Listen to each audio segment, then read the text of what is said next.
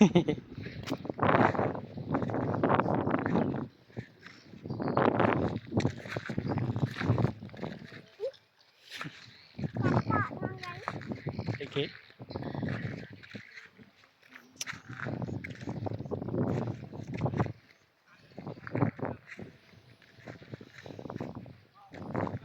Anh hiên nào mấy?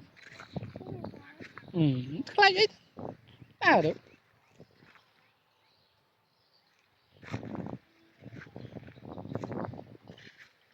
Tức lại ấy lá.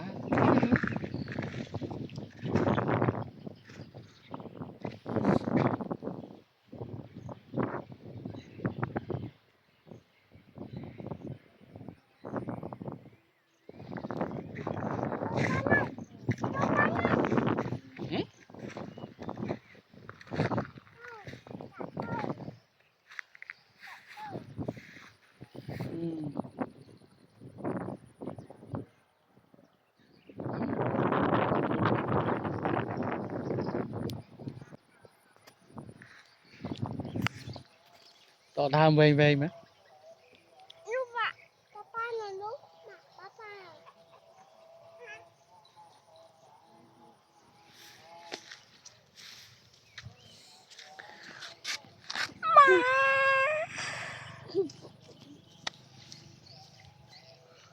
Hôm nay du ma này. Du pi. Chơi cái lẩu. Lẩu cái lẩu mà cái lẩu pi này. Ấy du pi này.